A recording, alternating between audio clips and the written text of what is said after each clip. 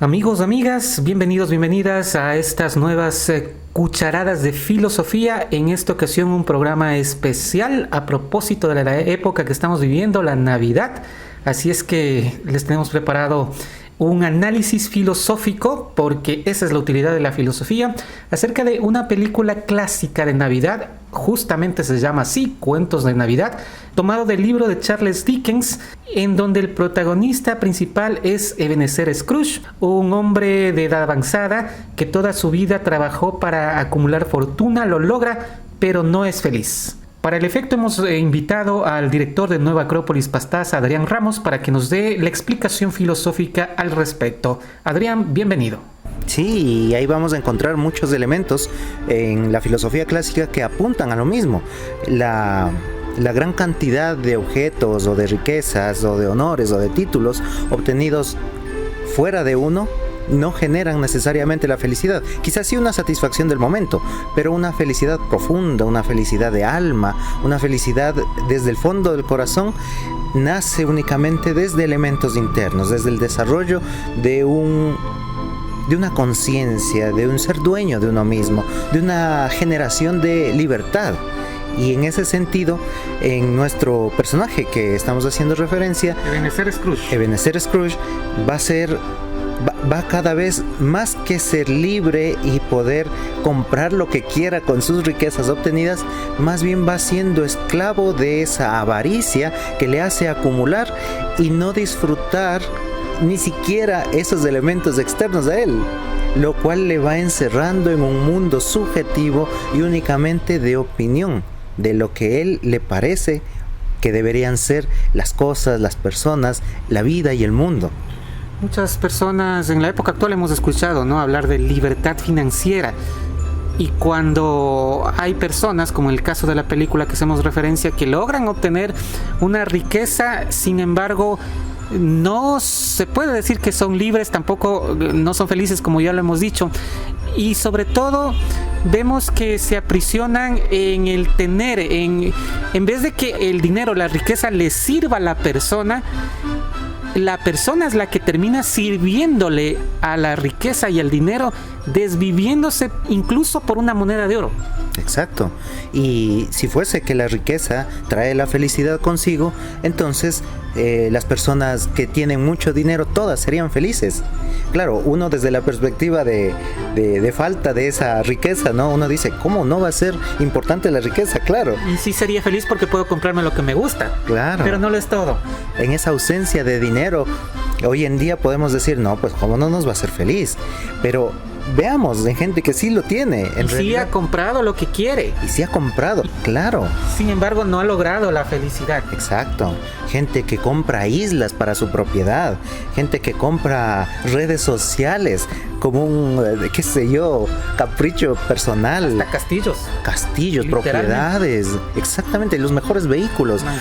Mansiones. Unos 20, 30 vehículos ahí. Al final, ¿para qué sirve un vehículo? Para movilizarse. ¿Y de qué sirve acumular 30 vehículos en un garaje de una mansión? Posiblemente es por ese gusto de ver la riqueza, así como Ebenezer Scrooge ve todo su sótano lleno de monedas de oro, y no necesariamente eso conlleva la felicidad. Así es. Bueno, vamos explicando acerca de los tres fantasmas. Así es.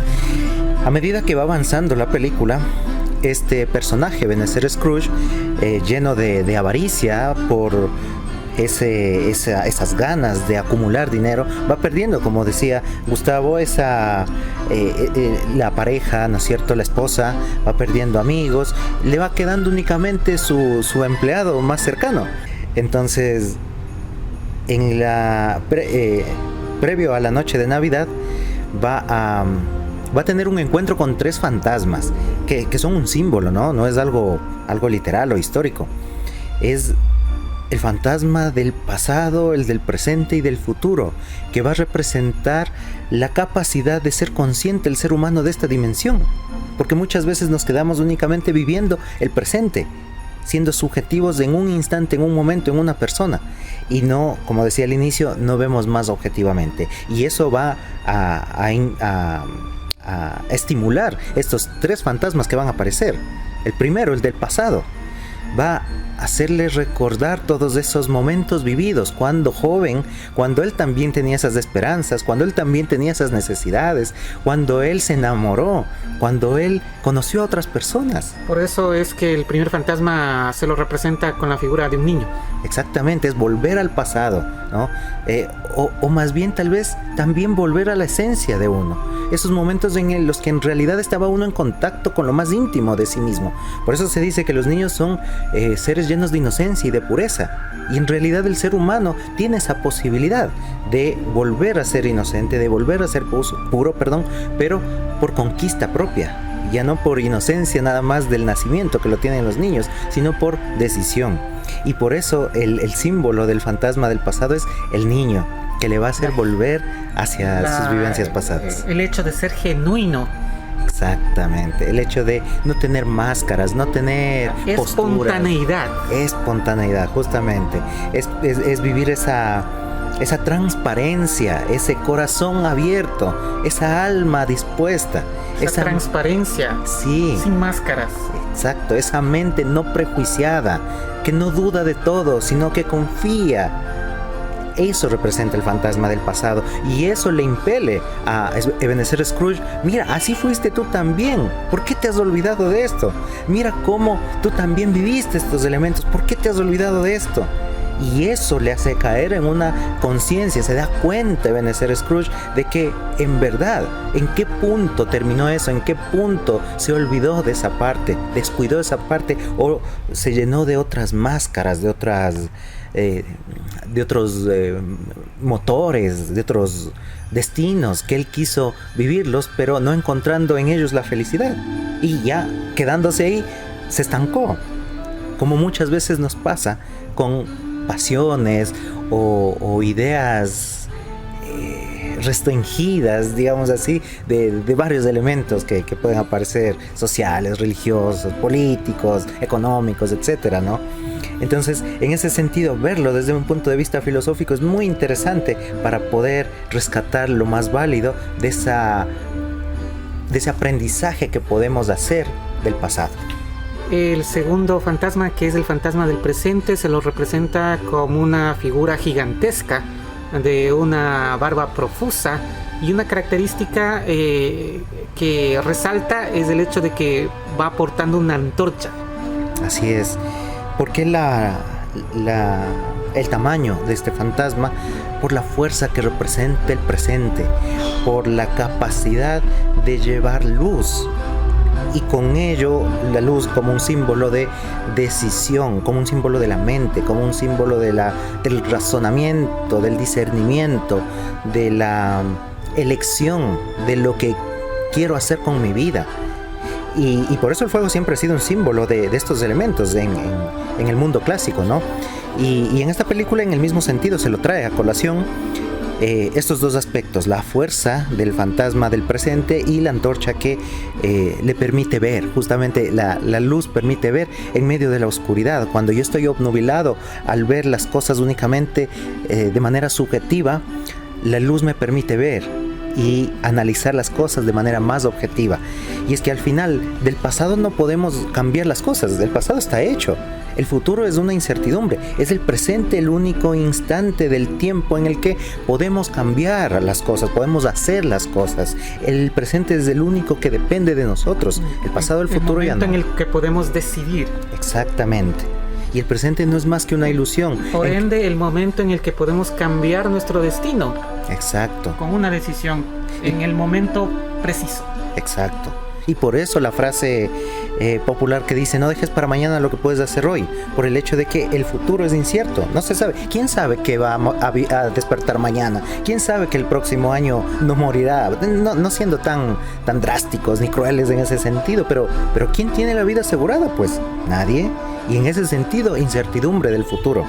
Y más aún si se toma en cuenta que una acción en el momento presente puede y repercute en los acontecimientos futuros. Se desencadena. El efecto mariposa lo llaman algunos. Exactamente. Y eso es parte de la conciencia humana. Decidir en base a no solamente el impulso del momento, como lo hacen los animales, sino analizar las consecuencias, como decía Gustavo, de esas acciones, esas reacciones que se generarán, esos efectos que van a producirse en base a una sola decisión. Causa, efecto, acción, reacción. Exactamente, y es que eso es algo natural en la vida, la acción y la reacción, el dharma y el karma, como lo llamarán en la India. Una de las leyes universales. Son leyes universales que están presentes, lo querramos o no, lo veamos o no. En ese sentido... Son inmutables también. Claro, en ese sentido es importante conocerlas, es importante tener en cuenta esa repercusión del presente hacia el futuro. Y ese presente también se va construyendo en base a lo que vamos viviendo y aprendiendo del pasado. Y por eso la importancia del presente como el momento para hacer las cosas. Pero del pasado, que no lo podemos cambiar, sí podemos extraer la experiencia. Del futuro, que no sabemos si vendrá, pero sí podemos proyectarnos. Pero es únicamente en el presente en el que estamos siendo dueños de nosotros mismos. Y por eso el fantasma del presente está también en esta película. El fantasma del futuro se lo representa como una figura sin rostro, con la mano esquelética. Yo pensaba que era la muerte porque se asemeja mucho y no pronuncia ninguna palabra. ¿Cuál es la interpretación filosófica de ese tercer fantasma? Está encapuchado, ¿no? Parece ser una criatura esquelética, así como lo menciona. No se le ve el rostro, no se le escucha voz, no se sabe sino únicamente lo que apunta con la mano derecha, ¿no? Es un símbolo de esa incertidumbre del futuro, de ese desconocido que es el futuro, de ese quizá indefinido, pero a la vez tiene un dedo que apunta, una mano que apunta.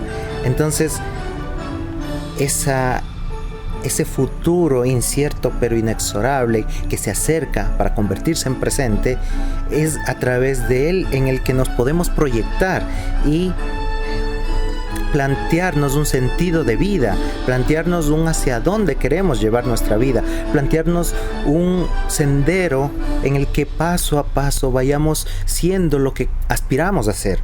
Entonces, en ese sentido es que el futuro tiene esa posibilidad de proyectarnos en él. El ser humano tiene esa conciencia de poder proyectarse en el tiempo, y si es que ese sentido está claro, entonces el presente va a ir viviéndose en torno a ese sentido proyectado. Otras cosas que pude percibir y como un mensaje de la película es que al final el protagonista, Ebenezer Scrooge, reacciona y cambia su manera de ser.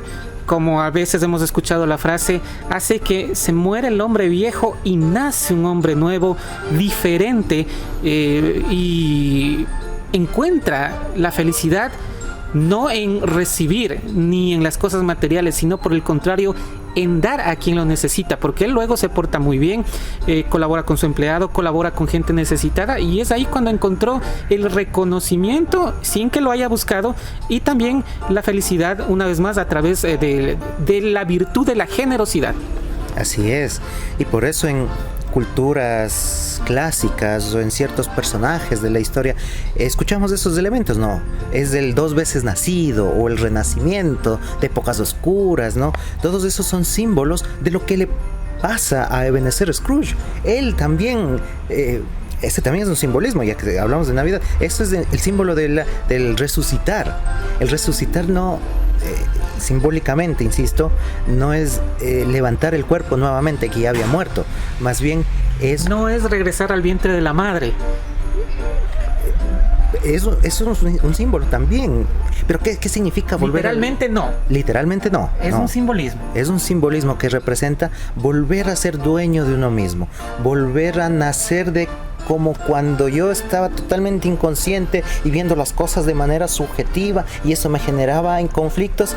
Ahora ya soy más consciente. A través de esos 3 fantasmas, digamos así, Ebenezer fue más consciente de lo que ha estado haciendo.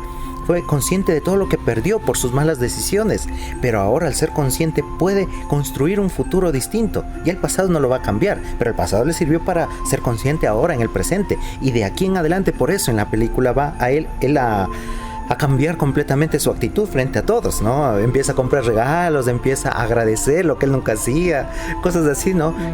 Se apadrina le apadrina más bien prácticamente a un niño que estaba con una discapacidad. Claro. Y él le llegó a querer, según lo que dice la película, como si fuera un segundo padre. Así es, porque se da cuenta de esos elementos en los que se ha encerrado. Es que solemos encerrarnos en nuestras opiniones, conjeturas, insisto, de sesgos, paradigmas, ideologías, y queremos ver el mundo como nos lo han enseñado. Y no queremos cambiar ese aspecto, porque eso nos da seguridad, pero una seguridad que puede generar dolor, como hemos visto en la película. Entonces la filosofía apunta siempre a ver más allá de nuestros lentes, de nuestras gafas, ver más allá de las paredes que nos armamos de papel alrededor.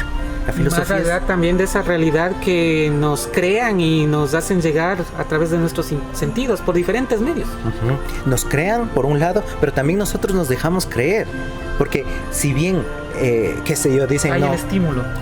Los medios de comunicación generan una forma de pensar en una sociedad. Bueno, sí, el medio de comunicación hace su parte, su función, pero de uno depende tomarlo o no tomarlo. A eso me refiero. Eso se logra cuando la persona es consciente. Exacto. Y a eso apunta la película, a ser conscientes de nosotros mismos. Y a eso apunta la filosofía. Y la filosofía también apunta a ser dueños de nosotros mismos para poder, en ese sentido, ser mejores nosotros y de esa forma construir un mundo mejor. El mundo cambiará en la medida que cada uno de nosotros podamos ser conscientes de lo que podemos hacer, de lo que podemos cambiar, de lo que podemos mejorar y de lo que podemos construir con nuestras manos, nuestro esfuerzo, nuestra voluntad y nuestra decisión. Y algo que también podemos rescatar, tomando en relación una vez más la película que hemos hecho referencia, es el hecho de que todo lo más valioso de la vida es aquello que no se puede comprar. Sí, como dice Antoine de Saint-Exupéry en El Principito, lo esencial es invisible a los ojos, solo se ve con el corazón. Con esto estamos concluyendo la entrevista. Quiero expresar mi agradecimiento, estimado Adrián, por estas charlas que hemos mantenido en este espacio que le hemos creado. Feliz Navidad, estimados amigos y amigas, y hasta una próxima cucharada de filosofía. Feliz Navidad también para todos.